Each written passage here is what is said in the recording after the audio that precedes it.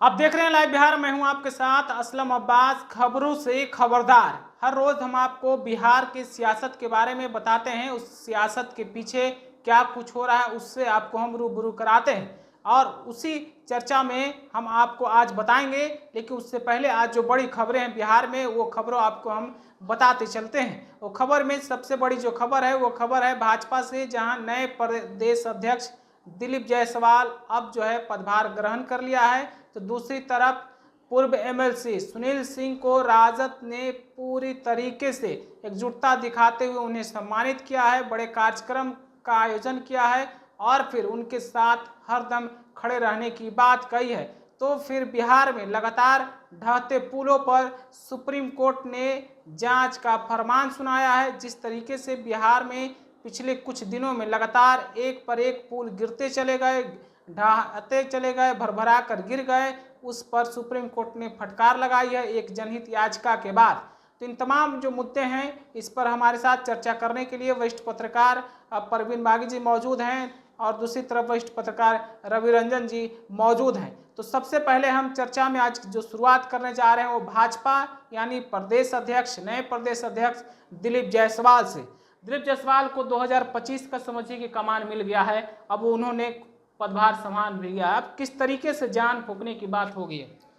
2025 तक नहीं, 3 साल का टर्म होता है अध्यक्षों का, तो वो 3 साल तक रहेंगे। बीच में अगर किसी कारण से हटना पड़ा या हटाए गए तो वो अलग बात है। नहीं तो सम्राट चौधरी की तो वाजिब वजह थी। भाजपा में ये सिद्धांत है कि एक व्यक्ति एक पद, यानी एक व्यक्ति एक ही पद संभाल सकता है। तो वो 2 पद पर थे, पहले से अध्यक्ष थे, फिर डिप्टी सीएम बन गए, तो जाहिर बिल्कुल एकदम तय था उसी समय कि एक पद इनको छोड़ना होगा। तो एक पद उन्होंने छोड़ा और फिर इनको दिलीप जायसवाल को बनाया गया। दिलीप जायसवाल देखिए बीजेपी के कार्यकर्ता हैं और संघ के जुड़े हुए रहे हैं, संघ से जुड़े रहे हैं और किशनगंज में भाजपा और संघ की कमान संभालने वाले हैं दिलीप जायसवाल। और पार्टी के कोषाध्यक्ष भी लंबे समय से रहे हैं। इनका जो कॉलेज है वहाँ किशनगंज में मेडिकल कॉलेज, तो वहाँ पार्टी के कई बड़े बड़े कार्यक्रम भी आयोजित हुए हैं। तो इसलिए वो जाने पहचाने चेहरे हैं पार्टी के अंदर। और तीसरा टर्म है उनका विधान परिषद में। लगातार विधान परिषद में ही वो स्थानीय क्षेत्र प्राधिकार कोटे से जीत करके आते रहे हैं। अभी लोकसभा का चुनाव भी उन्होंने लड़ा था मगर उसमें हार गए। तो और आते ही उन्होंने ये बयान दिया है कि उपेक्षित कार्यकर्ताओं को हम सम्मान देंगे। इसके कई अर्थ निकाले जा सकते हैं।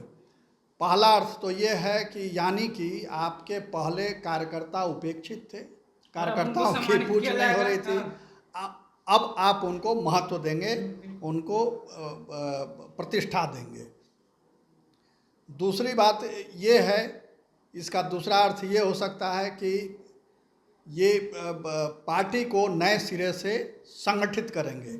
यानी जो लोग अभी संगठन में हैं, महत्वपूर्ण पदों पर हैं, उनको किनारे करके जो पदों पर नहीं हैं, जो एक तरह से हाशिए पर अभी जो कार्यकर्ता नेता पड़े हुए हैं, उनको वापस मुख्य धारा में लाएंगे। ये 2 अर्थ इसके हो सकते हैं। मगर ये अच्छी बात है कि उन्होंने नीतिगत रूप में ये घोषणा की कि कार्यकर्ताओं को हम साथ जोड़ेंगे। और ये भाजपा के लिए अभी ज़रूरी भी था, इसकी ज़रूरत थी पार्टी को। अभी लोकसभा चुनाव समाप्त हुआ है, फिर से मोदी जी की सरकार आई है दिल्ली में, मगर ये सरकार बहुत कुछ खो करके बनी है। बिल्कुल, हाँ। पहले 2 टर्म सरकार अपने बलबूते भाजपा ने सरकार बनाई थी, मगर इस बार उसे सहयोगी दलों के सहारे सरकार बनाना पड़ा है। तो इसके पीछे वजह ये बताई जा रही थी कि कार्यकर्ताओं ने उत्साह नहीं दिखाया चुनाव में। वो जितनी भूमिका उनकी होनी चाहिए थी आम कार्यकर्ताओं की, उतनी भूमिका उनकी नहीं रही और वो उदासीन रहे। वोटरों को घर से निकाल कर बूथों तक पहुंचाना, इस काम में वो सक्रिय नहीं दिखे। हर बूथ पर बूथ कमेटी बनी हुई थी, पन्ना कमेटी बनी हुई थी, हाँ पन्ना कमेटी बनी हुई थी। वो सब कमेटियाँ एक तरह से कहिए कि व्यर्थ साबित हुई, वो कहीं सक्रिय नहीं दिखी। चुनाव के परिणाम के बाद समझिए धराशायी। बिल्कुल, तो ये पार्टी के लिए बड़ी चिंता का विषय था और इसीलिए ये कार्यकर्ताओं की बात दिलीप जायसवाल कर रहे हैं। चूँकि दिलीप जायसवाल भी कार्यकर्ता रहे हैं और कार्यकर्ताओं से उनका संबंध रहा है, निकट संबंध रहा है, तो वो कार्यकर्ताओं के दर्द को समझते हैं और इसलिए उन्होंने ये अपनी प्राथमिक नीति के रूप में इसको परिभाषित किया है कि हम कार्यकर्ताओं को आगे बढ़ाएंगे। दूसरी बात यह है कि बीजेपी में अभी कार्यकर्ताओं की सचमुच उपेक्षा हो रही है। पार्टी जब सत्ता में आती है तो नीचे का कार्यकर्ता भी ये उम्मीद जताता है कि ये सत्ता का कुछ अंश हमको भी मिलेगा, यानी कुछ लाभ मिलेगा, कुछ पद प्रतिष्ठा मिलेगी, कहीं कुछ सम्मान मिलेगा। उसका घोर अभाव पार्टी में रहा है पिछले कई सालों से।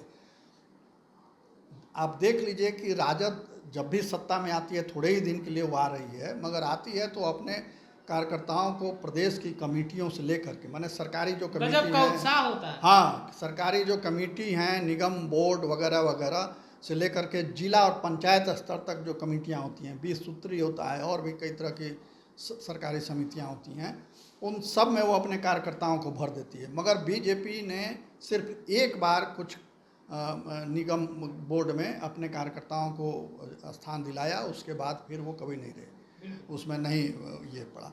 तो कार्यकर्ता एक तरह से हाशिए पर खड़ा रहता है। सत्ता में उसकी पार्टी है, सरकार उसकी पार्टी की सरकार है, मगर उसको ये एहसास नहीं होता है कि हम सत्तारूढ़ दल के सदस्य हैं। अधिकारी उसकी बात नहीं सुनते, डांट के भगा देते हैं ब्लॉक में और कलेक्ट्रेट में। कई बार इसकी शिकायतें आती भी, शिकायतें आई हैं कि अधिकारी सुनते नहीं, हमारी कोई प्रतिष्ठा नहीं है हमारी। तो ये सिर्फ सुन करके और बात आई गई हो जाती थी। मगर दिलीप जायसवाल ने उसको टास्क के रूप में लिया है कि वो कार्यकर्ताओं को सम्मान दिलाएंगे। अब कैसे वो सम्मान दिलाते हैं, कितना दिला पाते हैं, ये देखने वाली बात, बड़ी चुनौती होगी। बड़ी चुनौती है उनके। और सबसे बड़ी चुनौती तो 2025 का चुनाव है, विधानसभा चुनाव है। उसमें कैसे वो पार्टी में नई ऊर्जा भर पाते हैं, नया उत्साह जगा पाते हैं, ये देखना पड़ेगा। बिल्कुल, अब देखना होगा कि क्या कुछ दिलीप जायसवाल कहते हैं। लेकिन एक सवाल में दिलीप जायसवाल ने आज साफ साफ कह दिया है कि बड़ी चुनौती है सामने, साफ साफ इशारा है विधानसभा चुनाव 2025, इसीलिए दिलीप जायसवाल को लाया गया है। आपको क्या लगता है? दिलीप जायसवाल को इसलिए भी लाया गया है कि पार्टी को अब ये महसूस होने लगी है कि इधर उधर हाथ पांव मारने से जो अपना कोर वोटर है वो भी खिसक जा रहा है। तो दिलीप जायसवाल जो वैश्य समाज का जो वोटर है, सम्राट चौधरी के को इसलिए लाया गया था कि वो तो अटैक करते थे नीतीश कुमार पर बहुत, माने उसमें वो फायर ब्रांड नेता की तरह उनको लाया गया। और ये भी हुआ कि लौह-कुश समीकरण को वो तोड़ेंगे, नीतीश कुमार का जो लौह-कुश समीकरण है, और इनके पास एक कुशवाहा समाज का एक बड़ा नेता हो जाएगा तो वो वोटर भी उनके साथ हो जाएगा। लेकिन अति पिछड़ों का जो उनका अपना जो कैडर वोटर था, दूसरा ये वैश्य समाज का, बनिया समाज का, उसका तो वो उनसे नाराज होता चला गया। दूसरा अगड़ी जाति में भूमिहार वोटर तो इस बार बहुत एग्रेसिव तरीके से विरोध किया। ब्राह्मण वोटर साइलेंट रहा, लेकिन वो चुपचाप रह गया, वो बूथों पर नहीं गया। राजपूत वोटरों का हाल आपने देखा कि आरा और काराकाट में क्या हुआ, ये आरा की सीट हार जानी पड़ी। तो इन सब चीज़ को देखकर भारतीय जनता पार्टी को अब ये महसूस होने लगा कि अपना जो पुराना जो कैडर वोटर उसका है, उसके साथ जब तक वो पार्टी नहीं जुड़ेगी तो बिहार में खड़ा रहना मुश्किल हो जाएगा। या कहें कि सामाजिक समीकरण बनाने के चक्कर में अपना समीकरण बिगड़ जाएगा। तो वो एक बहुत मुश्किल थी। तो इसलिए दिलीप जायसवाल उस कम से कम सुशील मोदी के बाद अगर वैश्य समाज में कोई बड़ा नेता है तो दिलीप जायसवाल हैं। और ख़ास तौर पर सीमांचल के इलाके में जहां मुस्लिम मतदाताओं से और एमवाई समीकरण से भिड़ना था, वहां दिलीप जायसवाल ने अपनी एक वो पहचान बनाई थी और वो वोट करा ले पाते थे। उन्होंने जो ये बात कही है कि शुद्ध नेताओं को और जो हमारे कार्यकर्ता जो उपेक्षित रहे हैं उनका मैं ख्याल रखूंगा, उसके पीछे एक और बात है। प्रशांत किशोर जब से राजनीति की घोषणा उन्होंने की है, बिहार में उन्होंने कहा है कि वो चुनाव लड़ेंगे सभी सीटों पर, और उनकी पार्टी में बड़ी संख्या में दूसरे दलों के ऐसे ही कार्यकर्ता जो नाराज कार्यकर्ता हैं, जिनको कहीं कोई तरजीह नहीं मिलती है पार्टियों में और अपना जीवन खपा देते हैं और केवल झोला ढोते रहते हैं, ऐसे लोगों को चुन चुनकर प्रशांत किशोर ने अपनी पार्टी में, तो उसकी चिंता राष्ट्रीय जनता दल को पहले हुई। उन्होंने तो चिट्ठी जारी करके अपने कार्यकर्ताओं को कहा कि वहाँ मत जाइए, लेकिन भारतीय जनता पार्टी को भी इसकी चिंता है, और इसी चिंता के तहत आप कह सकते हैं कि दिलीप जायसवाल ने ये बात कही है कि अपने जो हमारे जो पुराने कार्यकर्ता हैं जो उपेक्षित महसूस कर रहे हैं, अब उनको सबको संगठित करेंगे। तो दिलीप जायसवाल के सामने बड़ी चुनौती निश्चित रूप से है, क्योंकि चुनाव अब 1 साल ही रह गया, बहुत कम समय है, और इतने कम समय में उनको अपने संगठन को मजबूत करना है, और संगठन को मजबूत करके अपना जो वोटर है उसको किस तरह से बूथों पर ले जाएं वो देखना होगा। क्योंकि जदयू में जो है उस पर अगर भारतीय जनता पार्टी भरोसा करती रही तो जदयू के नेता जो हैं वो भारतीय जनता पार्टी को कमज़ोर करने में लगे रहते हैं। और ये आरोप सम्राट चौधरी पर भी लगा था कि पुराने जितने भी सीनियर लीडर थे वो सब नाराज़ थे, सम्राट चौधरी को ऊपर से ले आया गया। तो ऐसे माने हेलीकॉप्टर से जो उतरते हैं नेता, उससे पार्टी को क्षति हो रही थी। इसलिए दिलीप जायसवाल के सामने चुनौती बड़ी है। अब ये देखना होगा कि वो कैसे इस चुनौती से निकल पाते हैं।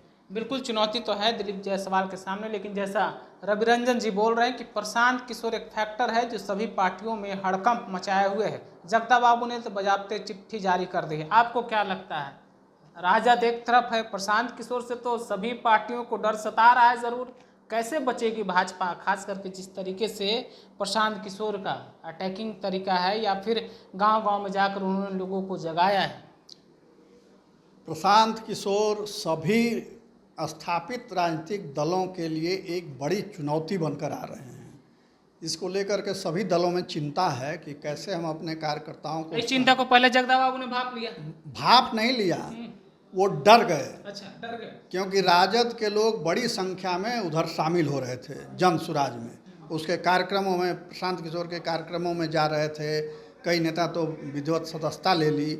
तो ये सूचनाएं लगातार उनको मिल रही थी, इसीलिए पार्टी ने वो चिट्ठी जारी की कि कोई कार्यकर्ता उनके कार्यक्रम में न जाए, उनकी सदस्यता न ले, नहीं तो कार्रवाई होगी।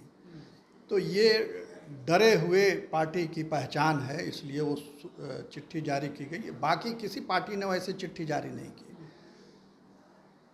अभी जो बिहार की राजनीति है वो एक तालाब का ठहरा हुआ पानी जैसा बन गया, हरकत देने की जरूरत है। तो उस तालाब में ठहरे हुए पानी में एक बुलबुला उठाने की ज़रूरत है। एक उसको क्या कहा जाए, नई शक्ल देने की ज़रूरत है, उसमें कुछ नवजीवन डालने की ज़रूरत है। और प्रशांत किशोर उसी में लगे हुए हैं। अब कितना सफल होंगे ये अभी कहना मुश्किल है, ये जनता के मूड पर निर्भर है। और ये पहली बार ऐसा हुआ है कि कोई व्यक्ति राजनीति में आने के पूर्व इतना होमवर्क किया। वो गांव-गांव घूम करके प्रशांत किशोर पदयात्रा किए, लोगों के साथ संवाद किए, गांव में रात में रुके, और वो कोई लंबा चौड़ा सैद्धांतिक भाषण नहीं देते हैं, क्रांतिकारी भाषण भी वो नहीं देते हैं। वो आम लोगों के जीवन से जुड़ी हुई बातें चर्चा करते हैं कि कैसे ये समस्या दूर होगी और इसके लिए जिम्मेवार कौन है। उनका सीधा कहना है कि आप जैसे लोगों को चुनिएगा वैसा शासन मिलेगा। तो ये लोगों के दिल में ये सब उनकी बातें जाकर फिट हो रही है, उतर रही हैं, और लोग भी समझ रहे हैं कि ये आदमी सही कह रहा है। और वो दो टूक बातें कहते हैं, घुमा फिरा के, राजनेता वाली जो शैली होती है कि किसी भी बात को गोल गोल घुमा दीजिए कि वो ना वो समझ सके ना सुनने वाला समझ सके, तो वो उससे वो बचते हैं। अभी वो वैसा वो नहीं करते। और यही वजह है कि उनके सभाओं में, उनके संवाद कार्यक्रमों में काफ़ी भीड़ हो रही है। पटना में भी उन्होंने कई सभाएं की, सभा क्या गोष्ठी उसको कह लीजिए, कार्यकर्ता संगोष्ठी तो की ही, उसके अलावा डॉक्टरों के साथ अलग से एक संगोष्ठी हुई, बुद्धिजीवियों के साथ अलग से की, मुस्लिमों के साथ एक अलग से चर्चा की उन्होंने। तो ये सभी वर्गों की समस्याओं को समझने की कोशिश है और उनको अपने साथ जोड़ने की कोशिश है।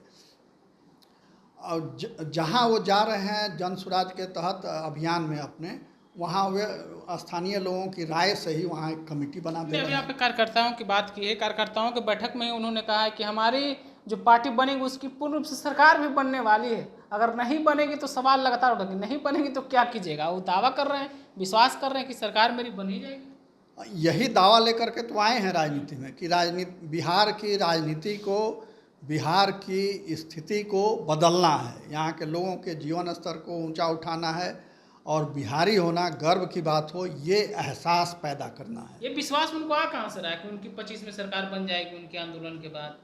जिस तरह जनता से आ रहा है, जनता के बीच वो जा रहे हैं और जनता का जो रिएक्शन उनको मिल रहा है, जो समर्थन मिल रहा है, उससे उनको ये विश्वास हो रहा है कि। और दूसरी बात यह है कि वो राजनीतिक अनुभव उनको काफ़ी है। पार्टी पॉलिटिक्स का अनुभव नहीं है, मगर संयुक्त राष्ट्र संघ में उन्होंने 10 साल काम किया है। उसके अलावा विभिन्न प्रदेशों में अलग अलग पार्टियों के लिए चुनाव में काम किया है, उनको कैसे विजयी बनाया जाए, कैसे वो सत्ता में आए, इसके लिए रणनीति तैयार की है। बिहार में भी नीतीश कुमार के लिए उन्होंने काम किया है। तो इन तमाम अभियानों में सिर्फ एक अभियान उनका विफल रहा था, वो यूपी में कांग्रेस और समाजवादी पार्टी का जब गठबंधन था उसके लिए वो काम कर रहे थे, मगर वो गठबंधन को सफलता नहीं दिला पाए, सरकार में वापस ला नहीं पाए। बाकी जहाँ जहाँ उन्होंने काम किया वो पार्टी सरकार में आई। बिहार में बहार है, नीतीश कुमार है, ये नारा बीच में बहुत लोकप्रिय हुआ था। ये नारा प्रशांत किशोर की टीम नहीं गढ़ा था। तो ऐसे स्लोगन नारों के साथ वो काम करते हैं। और मगर ये पहली बार है कि जब वो खुद राजनीति कर रहे हैं और राजनीतिक मैदान में 2 अक्टूबर को उन्होंने घोषणा की है कि नई पार्टी की घोषणा करेंगे, लॉन्च करेंगे पार्टी।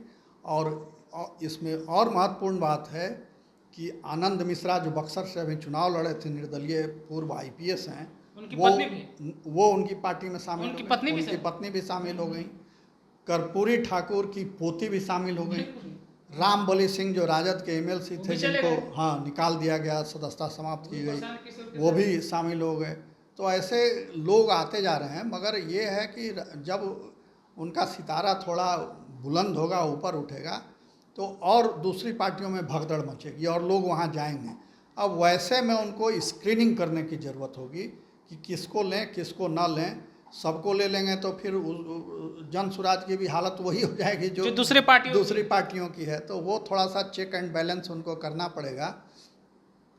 अब कितना वो सफल होंगे ये अलग बात है, मगर अभी तक जो उनका कहना है उसके हिसाब से वो कहते हैं कि 1,12,000 पदाधिकारी वो बना चुके हैं निचले स्तर पर। हाँ, गांव में गांव स्तर पर, पंचायत स्तर पर कमेटियां बन चुकी हैं उनकी। उन कमेटियों के जो पदाधिकारी हैं उनकी मीटिंग कई बार पटना में वो कर चुके हैं। तो ये सब कुल मिला के एक कोशिश है उनकी। अब ये कोशिश कितनी सफल होती है ये तो वोटरों के ऊपर निर्भर करता है कि वोटर क्या चाहता है।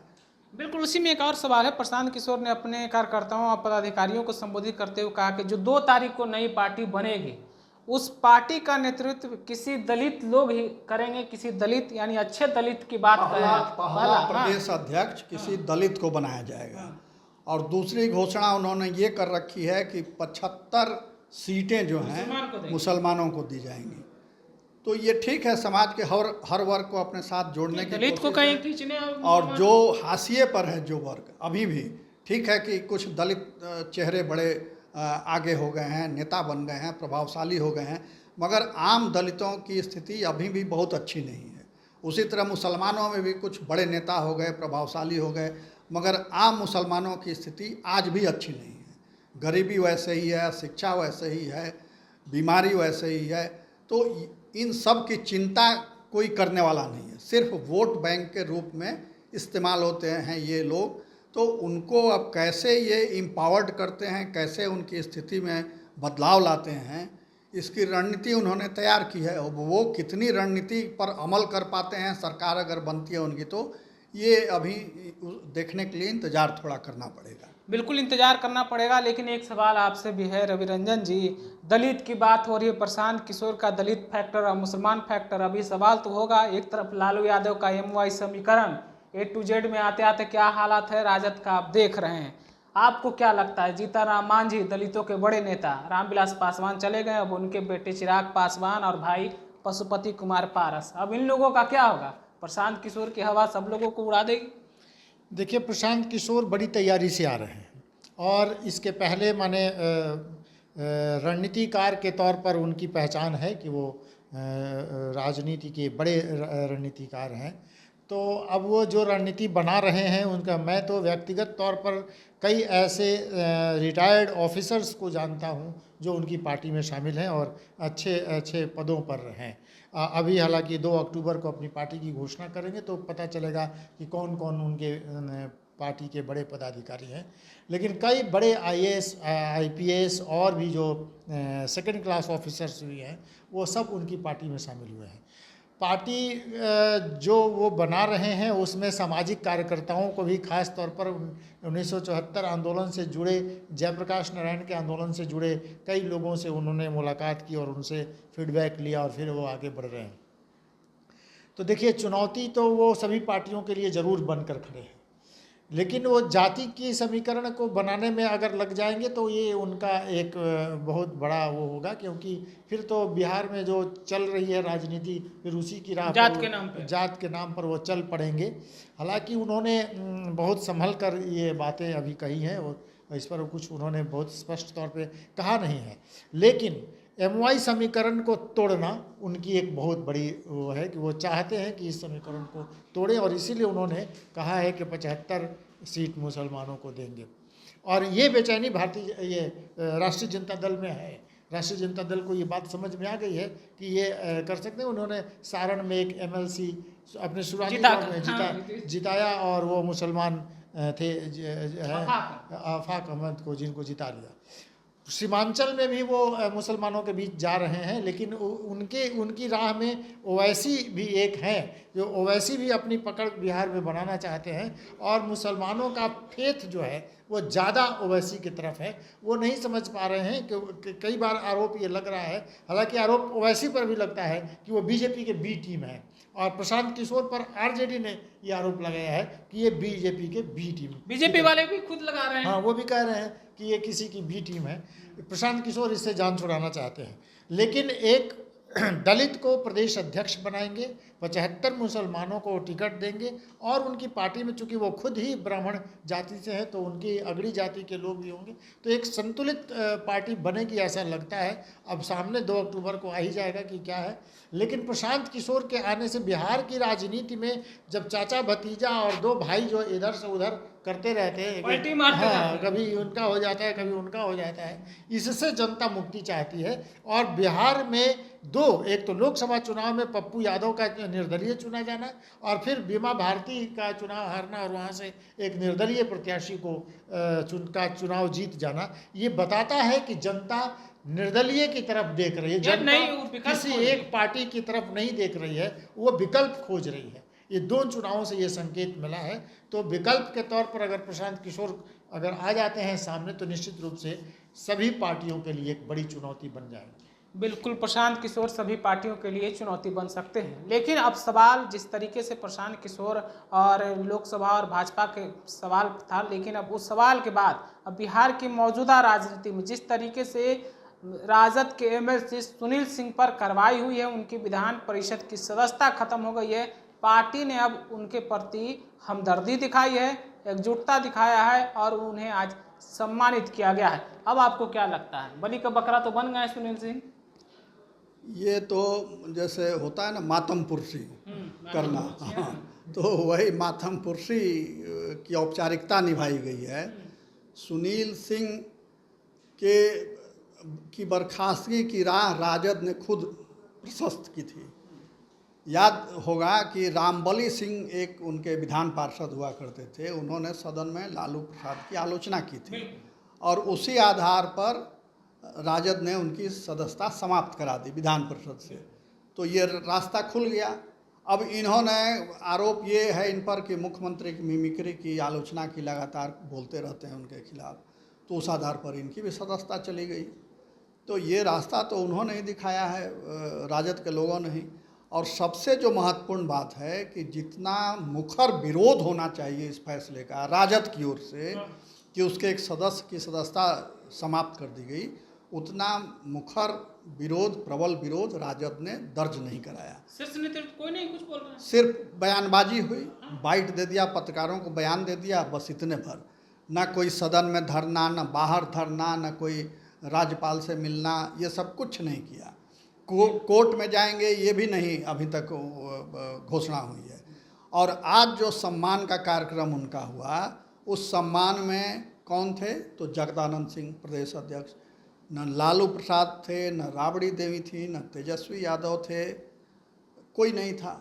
तो इन तीनों को छोड़ दीजिए तो फिर राजद का कोई मतलब रह जाता है क्या? कोई मतलब नहीं।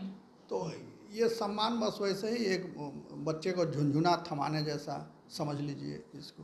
बिल्कुल, बच्चे को झुंझुना था। आपको क्या लगता है राजद का कोई नेतृत्व? आप तो समझ पूरा मानसून सत्र खत्म हो गया, तेजस्वी यादव गायब है। ये सुनील सिंह वही सुनील सिंह हैं जो छपरा में रोहिणी आचार्य का पूरा चुनाव कैंपेन का जिम्मा इन्हीं के यही संभाले हुए थे। और तो उनके राबड़ी देवी के मुंहबोले भाई हैं। उनके यहाँ जब शादी हुई तो औरतों ने गाली गाया तेजस्वी यादव को, लालू यादव को लेके खूब। तो एक पारिवारिक रिश्ता जो था, लेकिन रोहिणी आचार्य ने वहाँ कह दिया था कि जो जो लोग हमारे साथ यहाँ पर ये किए हैं उन पे कार्रवाई होगी, ये होनी निश्चित है। ये पहली कार्रवाई होगी, ये पहली कार्रवाई हो गई। माने रीतलाल यादव भी यहाँ पर थे, मीसा भारती को लेके, वो भी उनकी गतिविधि पर भी पार्टी को वो है, नज़र है। और हाँ, कई लोग हैं और एक दो लोगों पर कार्रवाई है, 5 लोग तो 5 लोगों पर कार्रवाई हुई है, लेकिन बड़ी कार्रवाई ये हुई है। राबड़ी देवी विधान परिषद में नेता हैं और उन्होंने उस तरह से विरोध नहीं किया जिस तरह से उनको करना चाहिए था। दूसरी पूरी पार्टी में उनके एक और विधायक जिनको कुछ दिन के लिए सस्पेंड करके छोड़ दिया, माने माफ़ी मांग ली और उनको सस्पेंड करके छोड़ दिया गया। भाई तो इनको भी तो सस्पेंड करके छोड़ा जा सकता है, इन पर छोटी कार्रवाई हो सकती थी। तो इतना बड़ा अपराध तो इन्होंने नहीं किया था कि उन्हें मिमिक्री करने से किसी की सदस्यता खत्म हो जाए, और मिमिक्री करना कोई अपराध भी नहीं। ये कई नेता मिमिक्री करते हैं। एक बार राज्यसभा में यह सवाल उठा था मिमिक्री करते हुए टीएमसी के एक सांसद पर, वहाँ के सभापति बहुत उन पर किया था, तो बहुत नाराज़ हुए थे और उन्होंने कहा था कि ये ठीक परंपरा नहीं है, ये अच्छी बात नहीं है। लेकिन ये नहीं हुआ कि उनको उनकी सदस्यता खत्म कर दी जाए।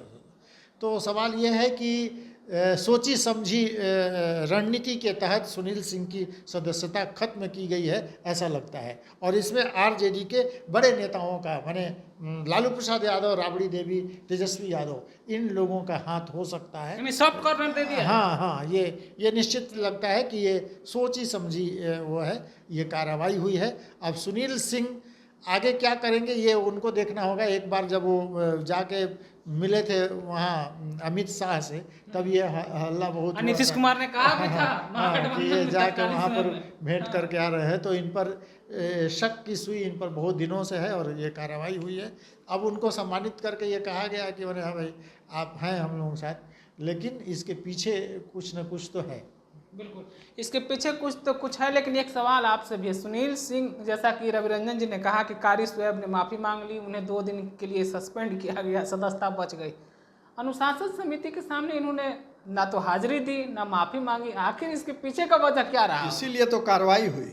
इसके वजह क्या अगर ये अनुशासन समिति के सामने, आचार समिति के सामने हाजिर हो जाते, अपना जवाब दे देते, इनसे स्पष्टीकरण मांगा गया था, इन्होंने स्पष्टीकरण नहीं दिया। माफ़ी मांगना तो दूर, स्पष्टीकरण भी नहीं दिया, उसके सामने पेश भी नहीं हुए, तो इसलिए उन पर कार्रवाई हुई। तो ये लोकतांत्रिक जो व्यवस्था बनी हुई है, उस व्यवस्था का, उसके नियमों का पालन तो हर नागरिक को करना चाहिए। और आप तो विधान परिषद के सदस्य हैं, सम्मानित सदस्य हैं, तो आपको तो और ज़्यादा उसका पालन करना चाहिए। अगर समिति ने आपको बुलाया था, आप जाते, कहते, अपनी बात वहाँ रखते।